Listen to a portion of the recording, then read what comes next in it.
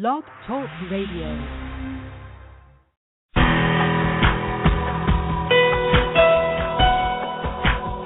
Welcome to our program on Kardec Radio. And now, here's our host, Dr. Vanessa Anceloni. Dear listener, we are here very honored with the presence of Dr. Amit Goswamin. He has been working so extensively to change our consciousness. If you go to the website, amitgoswami.org, amitgoswami.org, you get to know more about his works and what he has done in his life. Just to summarize very briefly, Dr. Goswami is a retired full professor from the University of Oregon, specifically in the Department of Physics, where he worked from 1968 to 1997, and he pioneered on the new paradigm of science called science within consciousness, an idea he explained in his book, The Self-Aware Universe. He has written many books that can bring a different life to us, and you probably know him very well from documentaries, films such as What the Bleep Do We Know, and the sequel Down the Rabbit Hole, and other documentaries like the Dalai Lama Renaissance and the award-winning The Quantum Activist. We are very humbled also by his presence because we have a lot to know, and we are very happy for the learning opportunity. But before I open the line to Dr. Goswami, I would like to remind you that at the end of this month, on October 31st and November 1st, the British Union of Spiritist Societies are organizing its 5th Medical Spiritist Meeting. Physicians from the United Kingdom and Brazil are gathering together to discuss several topics on medicine and spirituality. Just go to the website buss.org.uk and get to know about information on registration and the program. There are so many good things happening around. We can't forget also to remind you that if you want to have a free access to the Spiritist magazine, which is the unique periodical in English, the Spiritist periodical, of course, you can go to the spiritistmagazine.com and there are links, or just go to your Apple Store, Google Store, and download for free the app Spiritist Magazine, and you can read all the issues of the magazine right there. Right now I'm going to play to you a message that is going to set the tone for the very program. It's about the kingdom of God is at hand. It's a beautiful message by the Spirit Emmanuel, which was psychographed by the medium Chico Xavier from Brazil, and now here with us.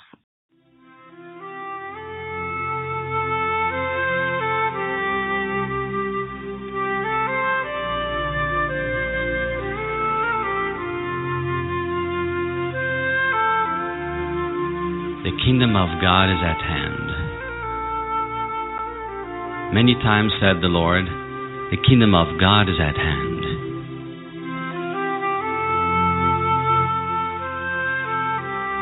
Until today, thousands of people have waited for its arrival through spectacular exterior events.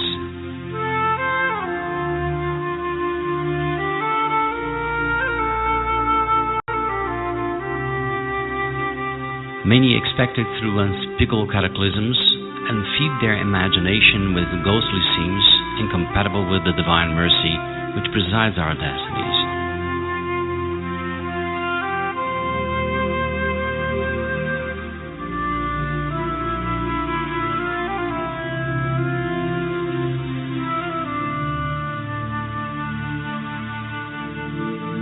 Thunders rumble in the firmament. Tsunamis and earthquakes. Mutinous crowds causing ruin. inflammable fluids in the atmosphere, turning it into devouring fire, withering bombs destroying entire nations.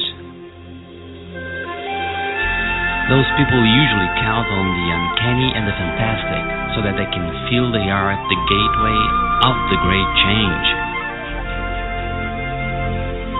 There is no doubt that such catastrophic events may take place at any moment in people's experience in the field of nature. However, far from meaning the kingdom of God, they only reveal the need for a new battle, with a rougher work to be done by those who take part in the evolutional boards of humanity. The kingdom of God is at hand, yes it is, but before all else, in our capacity to build it inside us through the heaven that we can offer to our neighbor's soul.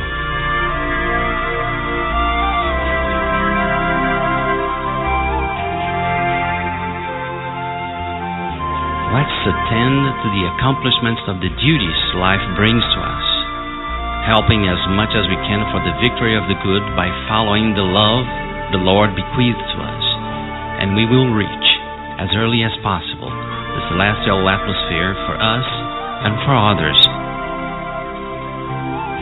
That's why Jesus likewise was adamant and fair when stated, "When they say to you that the kingdom of God is here or there, do not believe them, because, in truth, the kingdom of God is within you." Emmanuel. Psychography, Chico Xavier. Free translation.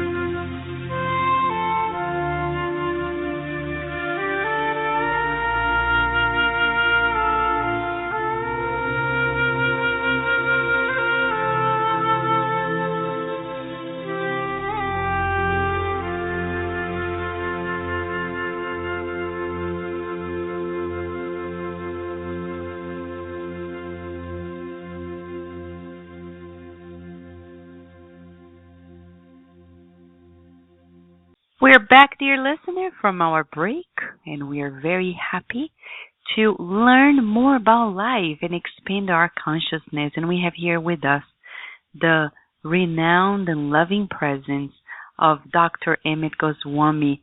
Thank you so much, Dr. Goswami, for being with us at Kardec Radio today. How are you? I'm good. Thank you, Vanessa, for the beautiful introduction.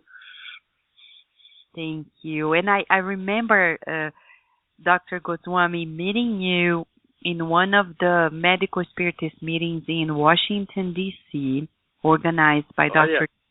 and Dr. Nobri, and your wife as well. She gave, in one of them, she gave also a talk about yoga and its philosophy. It was beautiful. So you have... You had this friendship and collaboration with the spiritist physicians and leaders in the field. How was the experience for you? It was always great. I like Brazil, and especially I definitely enjoy it every time I've been, and I've been several times here and in Brazil, and every time I have enjoyed it. Spiritists are very close to my heart.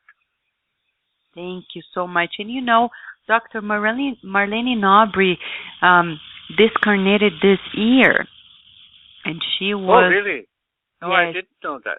Yes, she did. Wow. She passed away, and I forgot precisely the date, but she was at her son's house, and while she was seated, I think, watching TV or doing something else, reading, and then she passed away. They say she didn't undergo like any suffering, and she discarnated just like that around her loved ones as well. And I know she was the reason why people got in contact with you and they put together also the event on medicine and spiritism. You had the opportunity to meet her at the time, right? In person, talk a little bit with her? Yes. Oh yes. Mm-hmm. I have indeed. Yes. Marlene is a very great woman. She was. Yeah, she was very special, and we know she still is. So, talking about the Spiritist teaching, we know there are things in this world that are happening beyond what our physical eyes and the physical instruments can perceive. And you, as a physicist, you have worked for your whole life understanding the mechanisms of life till you got to quantum physics, and then everything changed. How was it, Dr. Goswami, to go from the traditional thinking of physics and finding what you found in quantum physics? How was it? Well, it's like an adventure. One moment I was struggling with so many misconceptions and confusions and paradoxes, and all of a sudden clarity came, and clarity came, and clarity came. Unfortunately, clarity did not come to me with one step, one big leap. It has come to me with many big leaps, and over the years. So it has taken me many years to know what I know today. But the more it has unveiled, the more surprised I am. So truly, it's a wonderful world of knowledge that is open to all human beings and really, in my opinion, defines our humanness. This is the way that we are different from machines. This knowledge that is open to us about consciousness and its various compartments and various experiences that consciousness makes possible, and purposiveness and meaning of life that becomes so vivid in this domain of reality. Whereas if we live in the machine, the material domain of reality all the time, life becomes jaded and there is nothing but pleasure kind of thing. And it's just not very exciting, mostly quite dissatisfying, and produces a lot of suffering too. So, there is just no comparison to the kind of adventure that opened to me versus the kind of life that I used to live before I entered the more subtle. But, Dr. Goswami, before we talk about the universe of quantum reality, if we go back to what many people still think is the single reality, the Newtonian paradigm, and the fact that, things are simply tangible and nothing else happens, would you say, extrapolating, that the main reasons why we're still bumping heads and suffering, such as the happenings of the mass shooting these past weeks in Oregon, do you think it's a byproduct of this limited vision of life? Well, even when the vision was not so limited, like scientific materialism dominates us today. 200 years ago, it was not so. Mm-hmm. But, this gun thing is a special American thing. So I wouldn't connect the gun thing straightforward way with violence because, there are many scientific materialism convinced countries. Most cultures today are scientific materialist oriented, like in Europe, in Japan, even in Brazil, that's the dominant worldview. But they're not violent like these countries. So this gun in America has a special kind of history because of Second Amendment and its misinterpretation. So I wouldn't be too hasty to connect it. But you were right in the sense that the philosophy of scientific materialism has exacerbated this kind of thing. I think it produces more unhappiness in people, more dissatisfaction, more mental derangement, and therefore certainly gun deaths have gone up, and it is continues to go up, and it was not as bad as this as it is today. So I would say that I cannot make scientific materialism responsible for every ill in our society, like gun violence certainly existed even before because the fault lies in the Second Amendment. But nevertheless, scientific materialism has exacerbated every evil that existed before. Mm-hmm. Exactly. And you remind me so much of some passages of when you're saying this, the passages of the book, The Spirit's Book by Allan Kardec, because he talks about the fact that the good spirits shared with him through the mediums at the time that materialism is the sole issue that really makes us not focus on our true meaning in life. Right. When you studied life as a physicist, the mechanisms of life, and Kardec shared with us in the Spirit's Book, in the first questions and information, back in 1857, the Spirit said, well, matter is not simply an indivisible association of atoms. And nowadays, with the knowledge of quantum physics, we can validate even more the thesis. So what have you found out in quantum physics that can make us build a completely different society? Yes. The fundamental thing we learn from quantum physics is that all objects are waves of possibility. And as soon as we recognize and combine that with our empirical knowledge, no science has to tell us that we have manifest world of space-time. It is obvious to any who lives in space-time in manifestation. So we wonder, what is this world of potentiality? Where does that belong? And we find some wonderful answers. And that is precisely what all the lessons of quantum physics follows from that special knowledge, that there are two domains of reality, not just space and time, but beyond that there is a world of potentiality where communication is instantaneous, does not require signals. We call it non-locality. And in truth, this quantum non-local domain is nothing but, or as soon as you have recognized that that is the real ground of being, and the world that we think is manifest is always present, is not really always present. It really consists of just transitory experiences of consciousness. Consciousness divides itself into a subject experiencing objects, and this is what we perceive. We perceive as the subject identified with the brain, and we see the rest of the world as objects separate from us. But these experiences are transitory. They're momentary experiences. They come and go away. But because there is a continuity of the experiences, we are camouflaged into believing that there really is a space-time world that is constantly present. It's not. It comes in and out of our consciousness. So this camouflage, this hiding of the real situation, reality from the appearance of manifestation, this caused the confusion. Once we penetrate that confusion, we are okay. So this is what the Spiritist Association, this is what the mystics of through all ages have been saying, that learn to penetrate the camouflage. Then you will see reality in its suchness.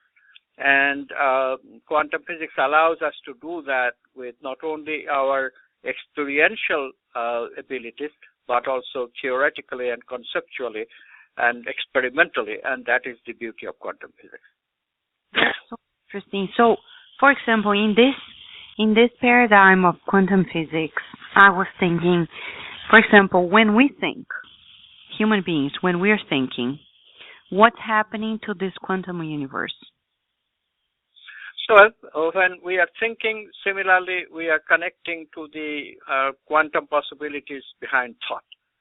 So quantum physics allows us to say that there is a possible universe of potentiality of meaning, and thoughts come from that domain of potentiality. When we choose a particular facet possibility, then we get a particular thought. So right now I'm manifesting particular thoughts, but I'm picking from a variety of choices. And what I choose becomes the actuality, and that, of course, depends on who I am speaking with and in what context and all that.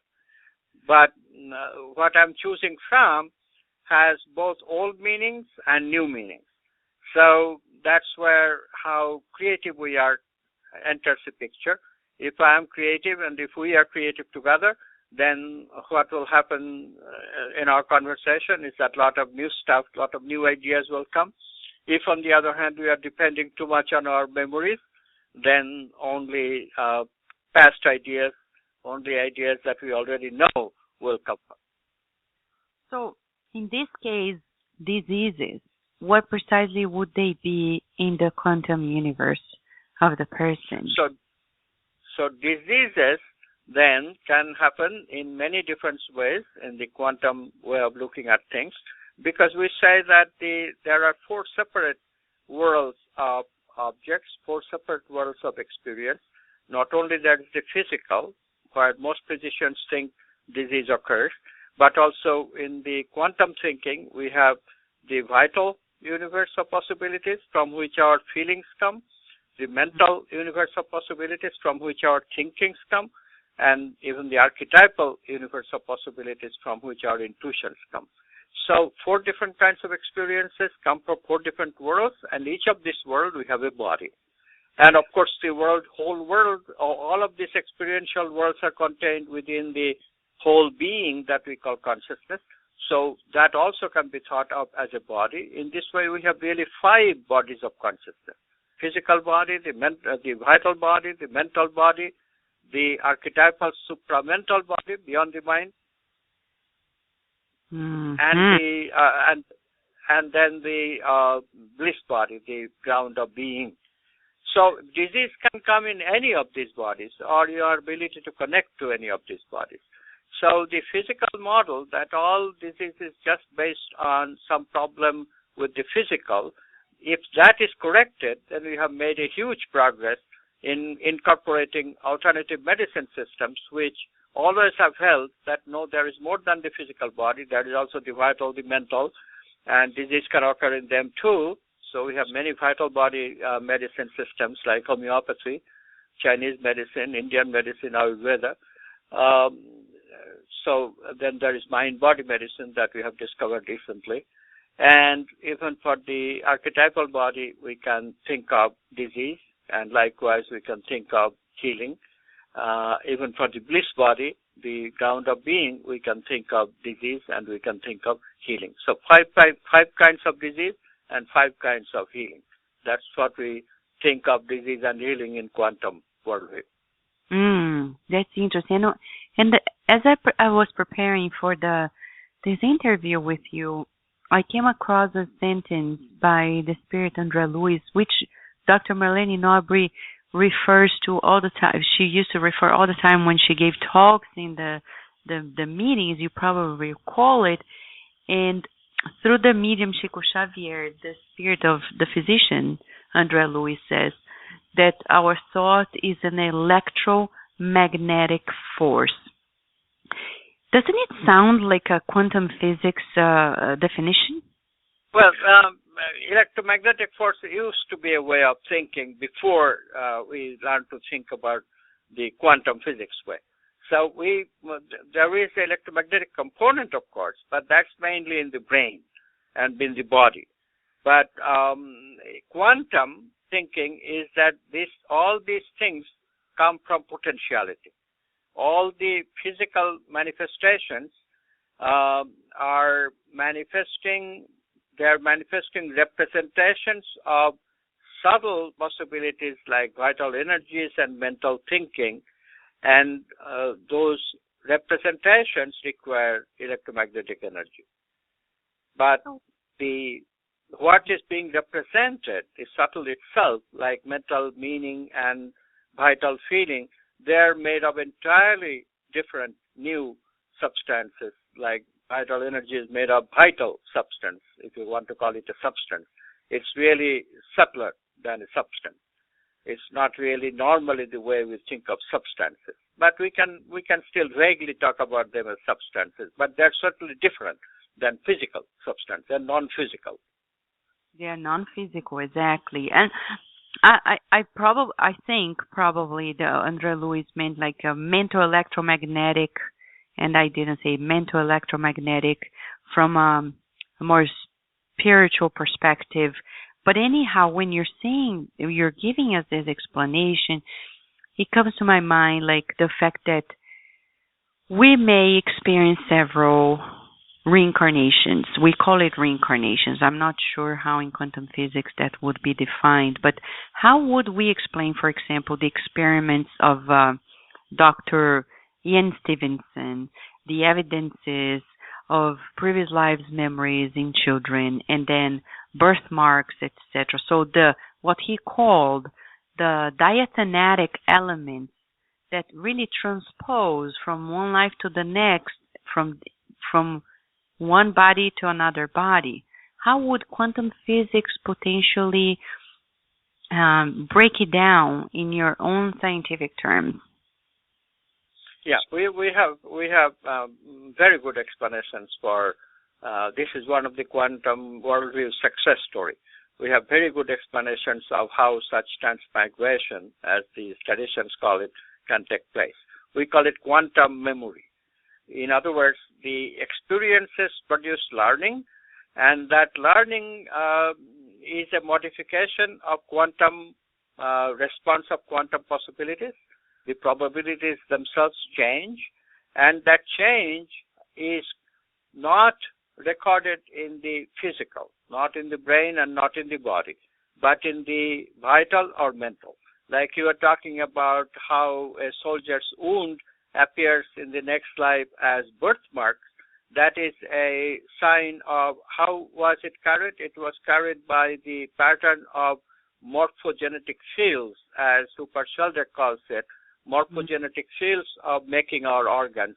So in one incarnation, a bullet produced a wound that changed the morphogenetic fields in the way the response of the morphogenetic field would be, and in the next life, that response was carried non-locally, without using space and time, using this domain of potentiality, without using signals, but using the domain of consciousness itself, to get to the next life where the change in the morphogenetic field manifested as two birthmarks in the exact spot where the organ was in the previous birth.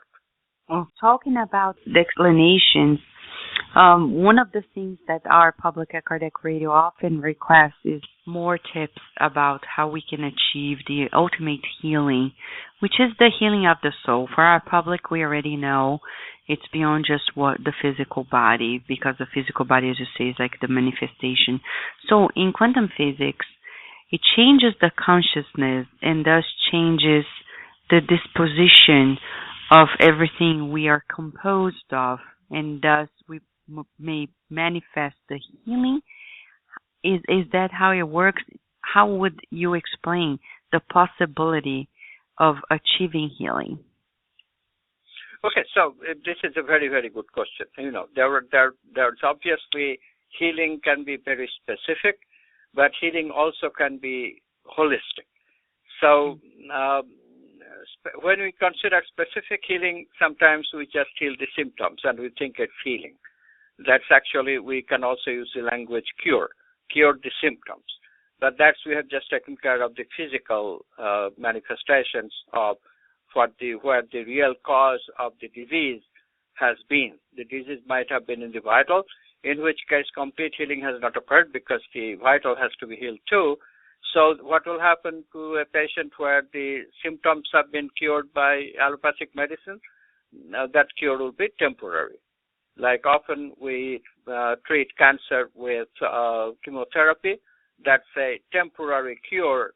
Temporary remissions do take place, but then the cancer will return. Why? Because the tendencies that are contained in elsewhere, there may be a blockage in the heart chakra, as we say in the mind-body medicine, of vital energy because of faulty mental meaning that has been ascribed to certain life situations.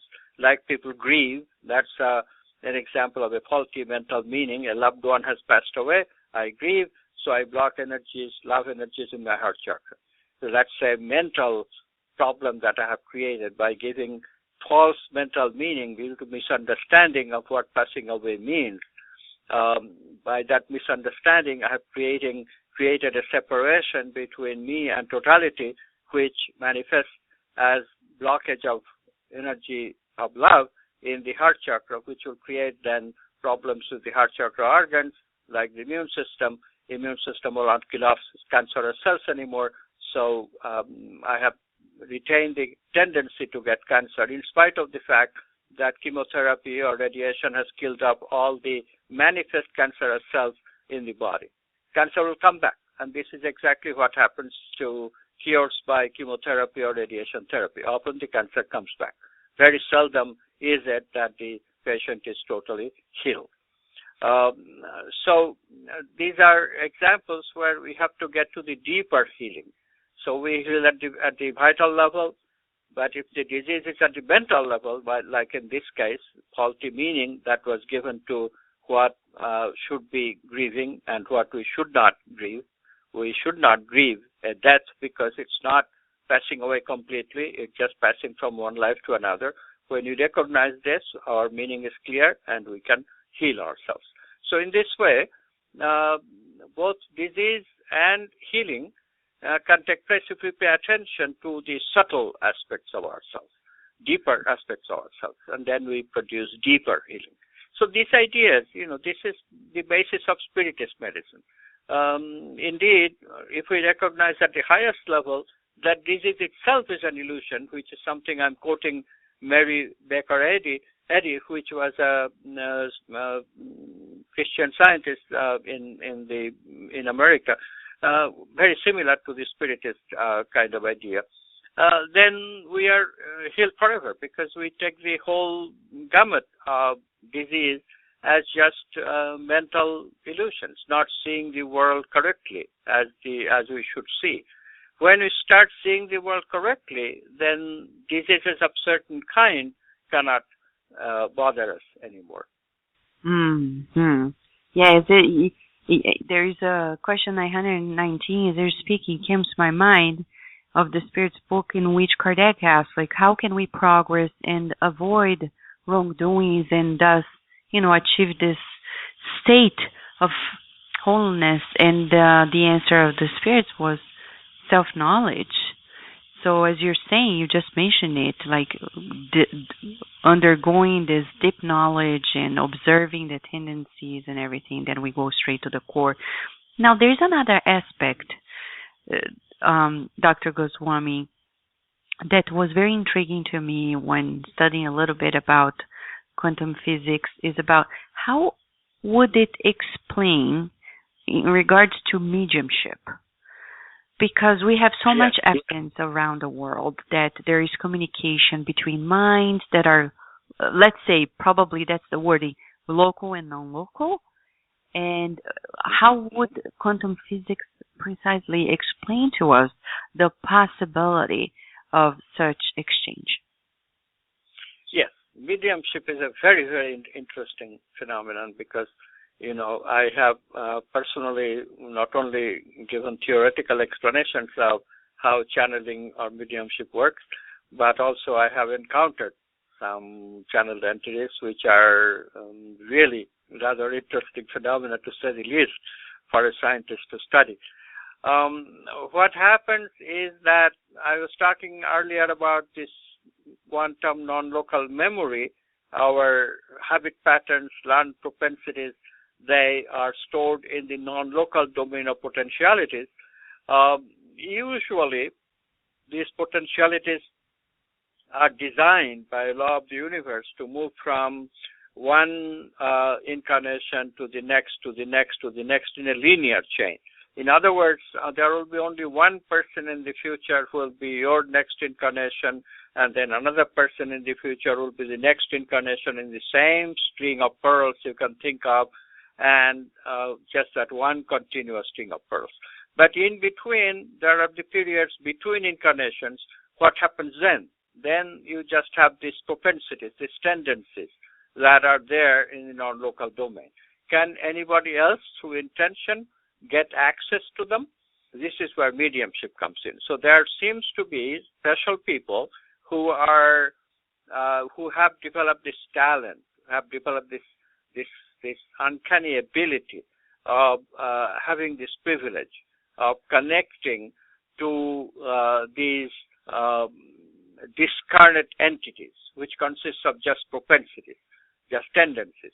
So when I studied mediumship, there was a lot of claim that mediums have, entire storyline. The theory that quantum physics gives us tells us that no, it's not the storyline. It's only the abilities of the deceased entity that the medium can inherit, medium can channel.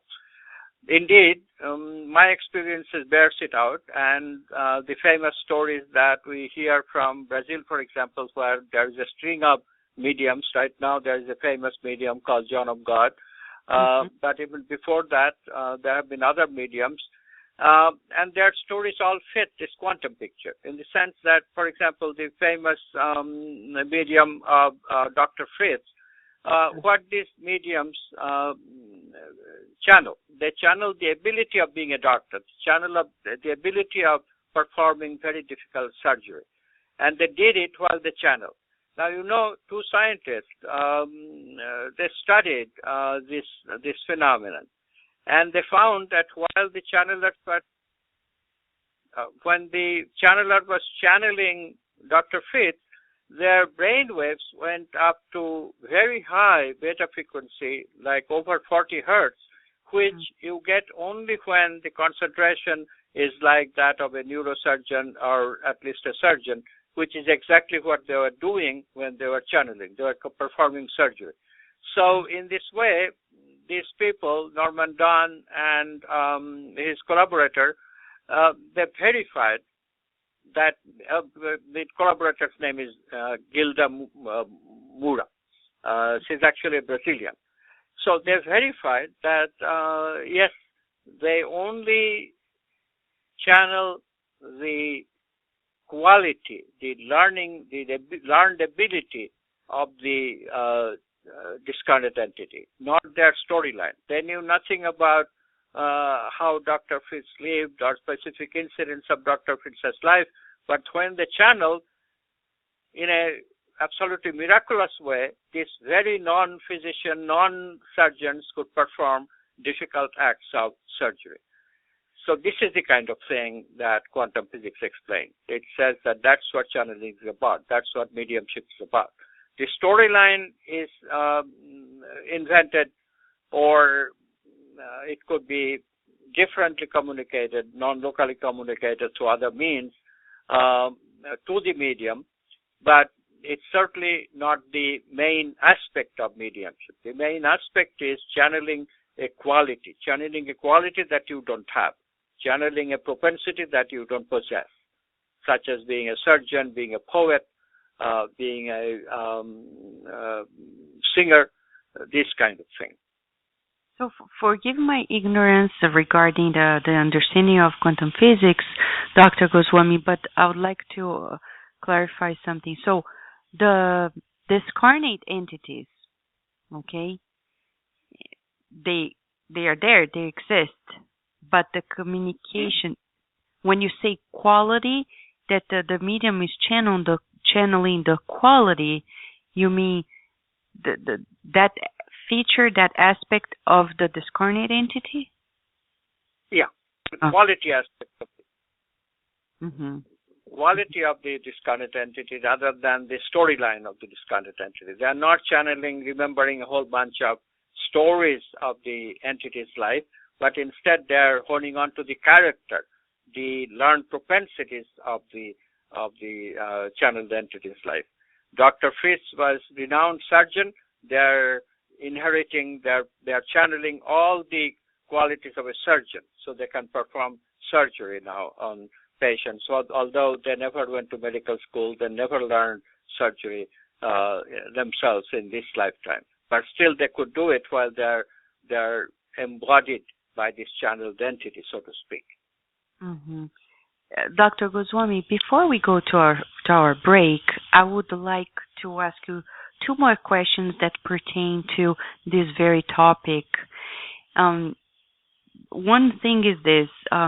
there is a process we have come to know, especially the spiritist physicians became experts in the field of psychiatry because they have been doing the combination of the traditional medical approach with the spiritist techniques and doing what we call the spirit detachment or spirit release therapy, or we call it disobsession, which is treating those who are in a deep pathological mental illness.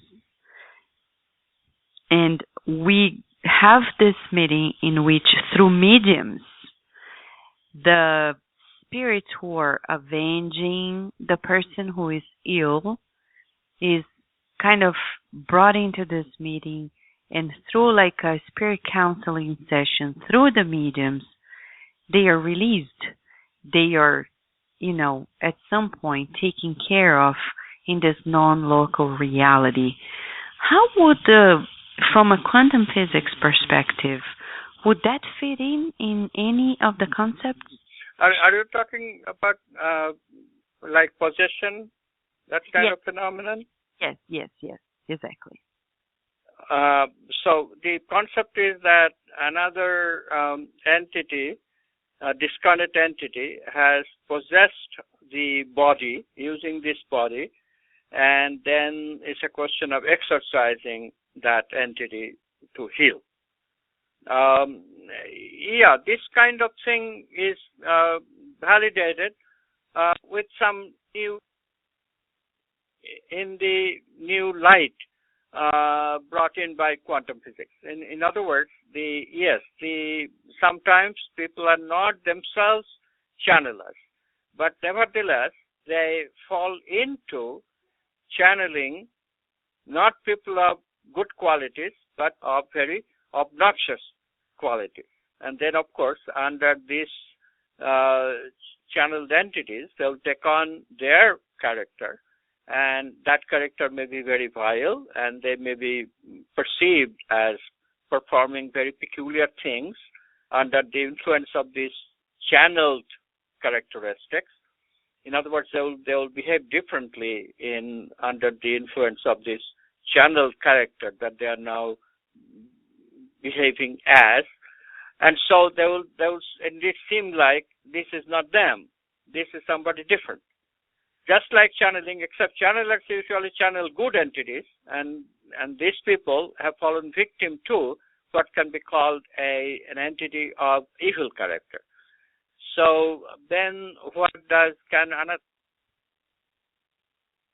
can another being, a medium or a doctor or a healer, can they heal by disassociating this channeling that this person inadvertently have fallen into?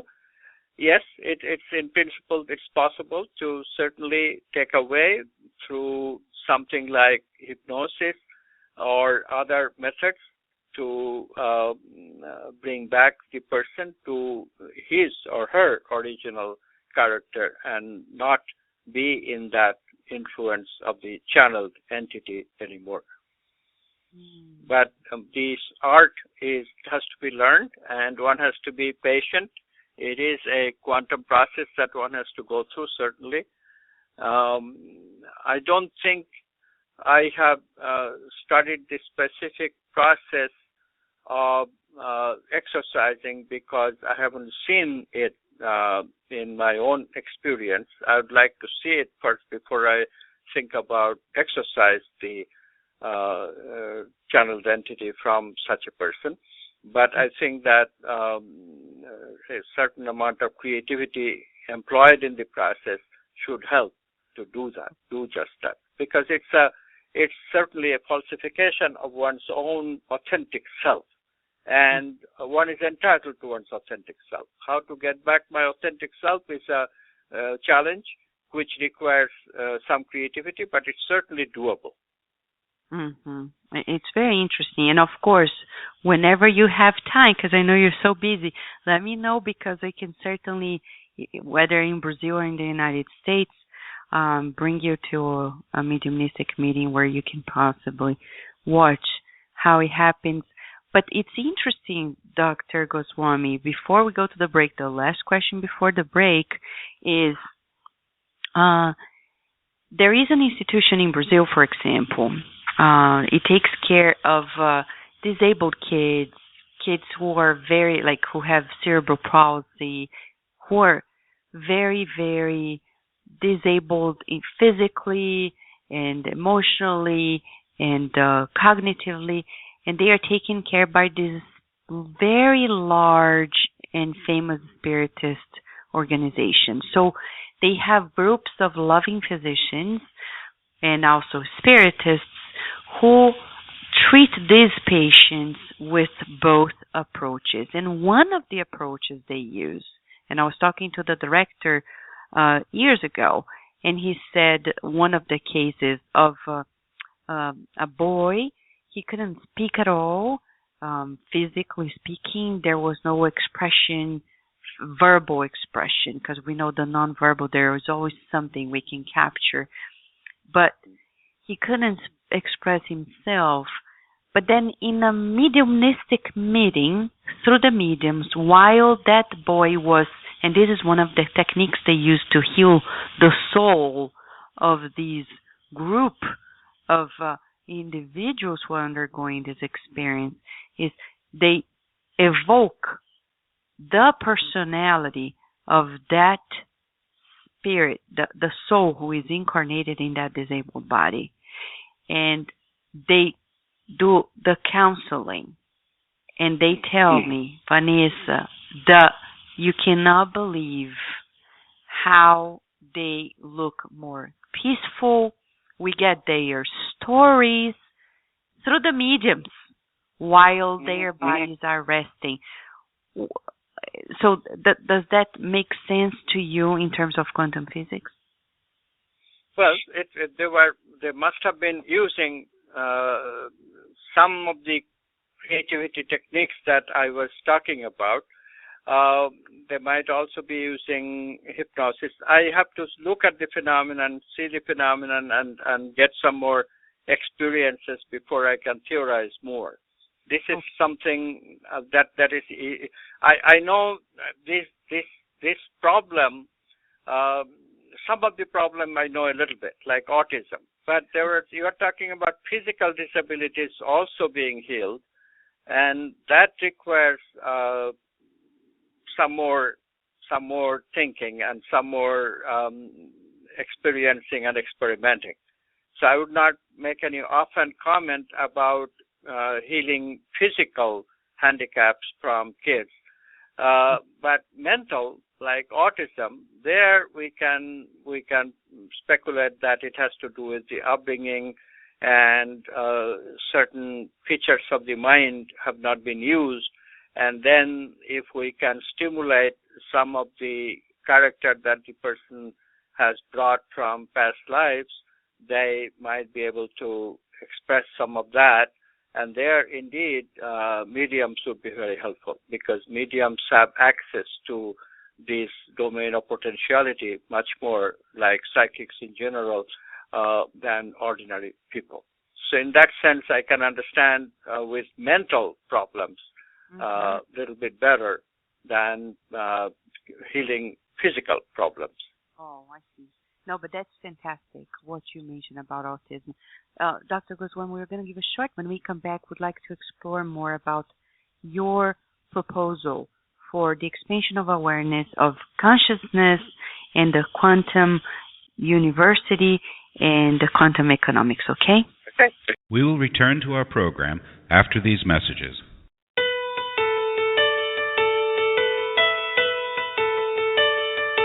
Liberation. In this compelling narrative, André Louise emphasizes the work of high-order spirits in the effort to convert the spirit Gregorio to the good, an effort that culminates with the unforgettable re-encounter with his mother, herself a highly evolved spirit, wherein he surrenders to the irresistible call of love. The book also contains information on how unhappy spirits act as they try to involve incarnates in their wiles. The Spirit author tells of the intercession of high-order spirits on behalf of human beings, demonstrating the divine compassion that grants to all the blessed opportunity to free themselves by means of study, labor, and persevering service in the practice of the good. Buy your copy today at www.ediceiofamerica.com.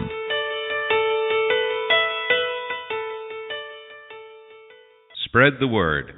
Kardec Radio, to learn more about Spiritism.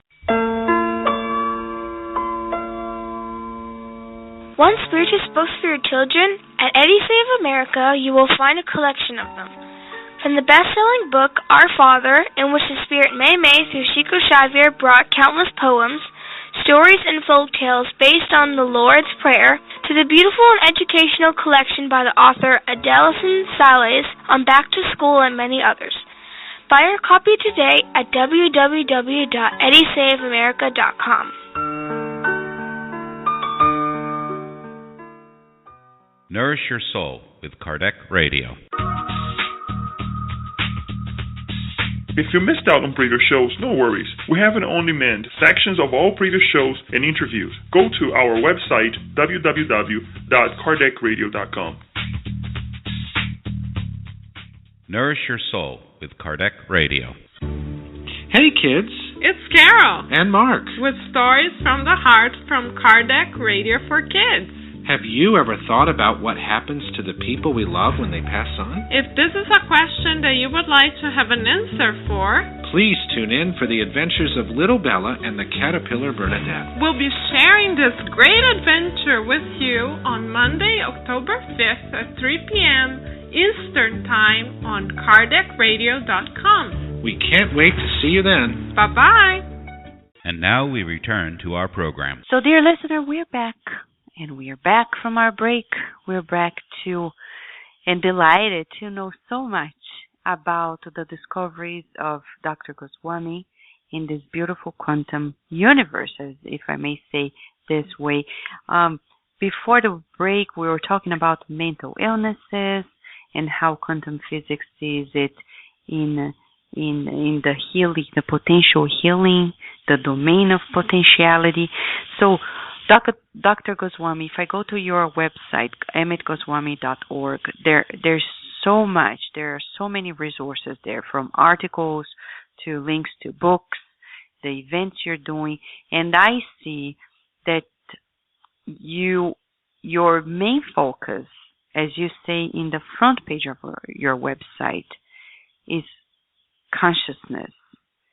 Consciousness, you say, does matter. Why do you say that? Well, that's a playing on two words. Usually people say that matter makes consciousness. Brain makes consciousness. Consciousness is a brain phenomenon. Whereas in quantum physics, we say that brain is a phenomenon of consciousness, is a possibility of consciousness. And consciousness collapses the brain, when it chooses from the possibilities and makes the actuality that the brain manifests as in ourselves.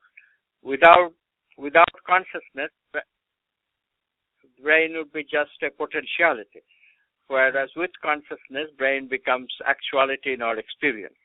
So in that way, we play fun with the words and makes the phrase consciousness does matter.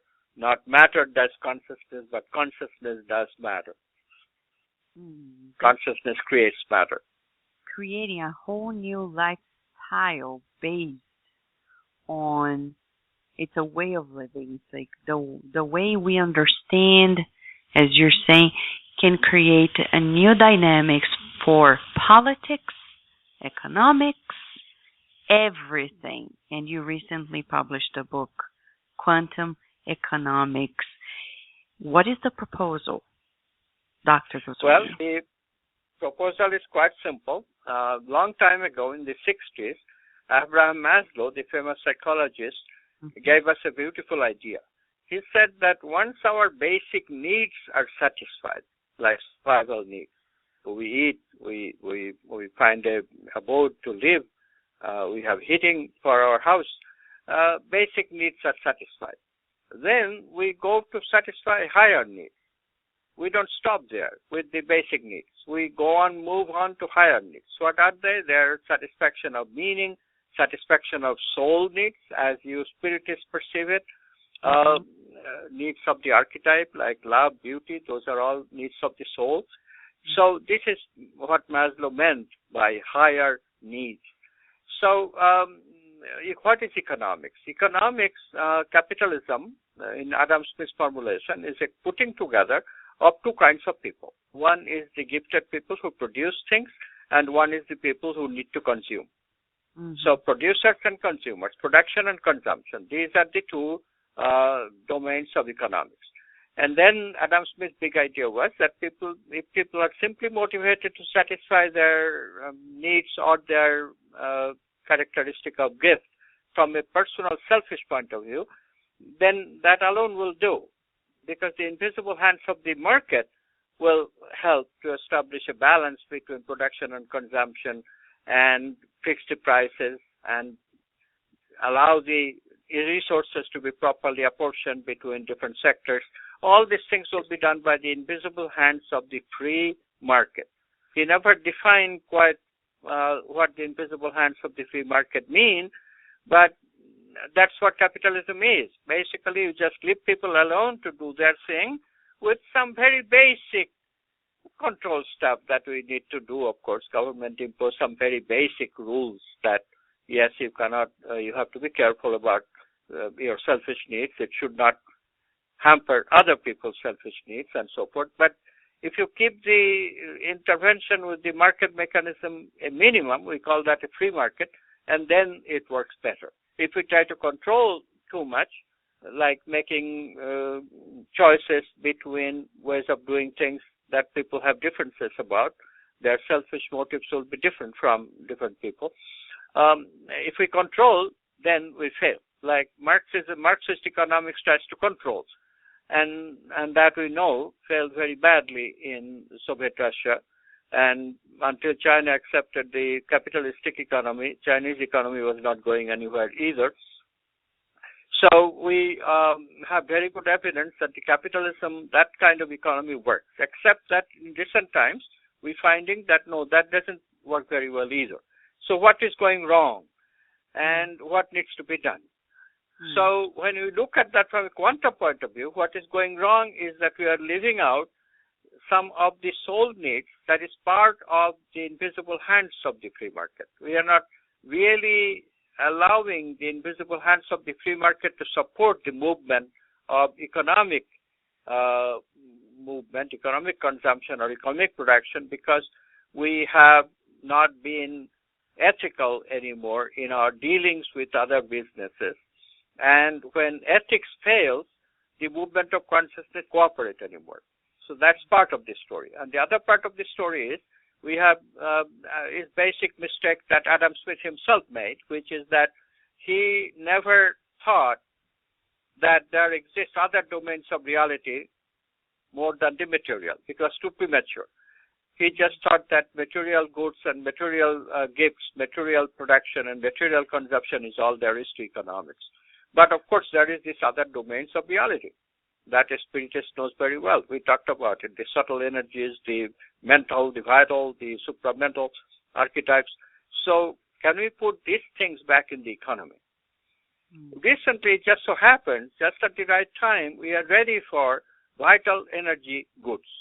We are ready for putting vital energy in the market. In other words, we can actually give you a product that you use, such as a perfume, is a good example. I can put feeling in the perfume. I really can put, I know how to put, I know how to put the feeling of romantic love in a perfume. So it is well known, for example, that every woman likes rose, like to receive a rose from an admirer. Now, why rose? Well, because rose not only has a nice fragrance, but rose brings romance. It has a romantic feeling associated with it. This is why roses accompany every romantic affair between people. Roses are part of every marriage bed in the ancient times. Now roses have become too costly, so we don't do that anymore. We try to use a perfume. But it's well known that if you make a perfume out of rose, that does not quite give you the romantic feeling. So where does the romantic feeling come from? It comes from the vital energy that we eliminate when we make the perfume, because we are only taking the molecules out. We are not keeping the form, the gross form with which vital energies are connected. So now we have methods by which we can take the vital feeling associated with the gross form, the macroscopic form of the rose, and instead of throwing it away, we just extract the vital energy separately as we extract the molecules from the body, from the physical body. We also extract the vital energies and put it in some water alcohol mixture. And then we bring that water alcohol mixture together with the perfume molecules, and that will make you a romantic perfume. In other words, if you inhale this perfume, not only will you feel good from the essence, the scent of the perfume, the smell, but you will also feel romantic love, which is what rose makes you feel. So in this way, this is just an example of a vital energy product that people might enjoy. Nutrition similarly has a component of vital energy. It's not only proteins and carbohydrates and fat that we need for our physical nutrition, physical body, but we also need nutrition of the vital. And we have been ignoring that because we didn't know about it. Now we do. Now in the olden days, people used to eat organic food. They automatically got lots of vital energy with it. But today we tamper with it. No, we don't have organic food anymore. We use all kinds of chemicals to manufacture our food. We don't treat our animals very well. We make them angry in terms of putting them in confined spaces, and then we kill them in an inhuman way, and then we eat the meat. And again, the vital energies that we are getting from these animals is angry vital energy. It does not do us any good, does not give us proper nutrition. So we are learning these things, and we can improve our diets, we can improve our nutrition, we can improve our living space. In this way, we can open up a new dimension of the economy. Same thing we can do with mental meaning and even spiritual values. So when we do that, we got a quantum economy. And the economics that enables us to do that, the principle, that's called quantum economics. It's the economics in which subtle energies are made part of the marketplace. And of course, as you already concluded, and I've read that Dr. James Alvino is joining forces with you to create the quantum economics business coaching, so training people to change the consciousness and build what you call quantum economics, right? Yes. Jim is a very experienced person. He has long experience in teaching business people how to do their business better. He's a business consultant, has been into business coaching for a number of years. So we thought we'll join hands, put in the ideas of quantum economics into businesses, and that's why we created this joint venture of quantum economics business coaching. That's very interesting. So now as we are marching, because we have to wrap up, unfortunately, but we would love to have you more often in the future. Dr. Goswami, as I talk to you and remember seeing you in person, remember seeing your wife, there's so much lightness and joy in what you do. And being a scientist myself, it's such a rare thing in science, unfortunately. And I see the joy. And it reminds me of, in Spiritism, we consider Jesus our guide and model. And Jesus was the message of joy, though many people distorted it, but that's besides the point. In Spiritism, we rescued the very element of joy. That's why he came to bring the good news. And I can recognize in you that joy, because he said, Jesus himself, Matthew 11:28-30, for my yoke is easy and my burden is light. So rescuing the joy of living is, am I capturing it right, that the way of living the quantum universe in general will lead us into this very experience of joy of living. Yes, you are absolutely right. The motto of a quantum activist is to live in flow, in this joy of living as much as possible. The mechanism doesn't give us perfect entry. It's not possible 24 hours of the day. We have to take some breaks, but as much as possible. So I definitely don't spend all of the day in flow, but I spend a substantial part of my day. I make sure that I have flow every day of the year to this domain of flow. The flow means a going in and out of quantum consciousness and ego consciousness, the quantum self and the ego. And that is a very, very wonderful experience that all human beings can experience substantial part of their time. And this is what we teach fundamentally when we teach quantum activism.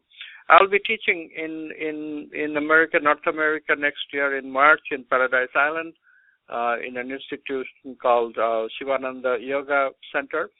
And in Brazil, under Institute Aleph, I am teaching a 4-day quantum activism workshop in this November. Wow. So very much, I agree with you very much. This quantum joy is the elixir of life. That's beautiful. And I can also recommend to people when they connect to your website, get to know more information about Quantum University, the wonderful courses, and one in particular that probably the Spiritists will enjoy very much, New Quantum Context for Medicine, which is going to happen this December, correct? Right, yes. Yes. So as we wrap up, Dr. Goswamin, and we're very thankful to you, would you like to send the listeners, because we have listeners in more than 77 countries around the world, would you like to send them a final message regarding everything you have been doing? What do you want me to say exactly? Whatever you would like to give them as your final message. Okay. Well, my final message is always the same. Try to understand, try to get into exploration of the quantum worldview. Remember, the basic idea is just very simple, that you always have found very amazing, that there are 2 levels of reality. That is now proven. It's scientific. That's a domain of potentiality. That's a domain of actuality. This domain of potentiality is our own consciousness, but at a deeper level than we ordinarily live. So become curious, investigate, read a book on quantum physics and get some idea of what quantum worldview is about. Read one of my books. Those are the best introduction to the new worldview.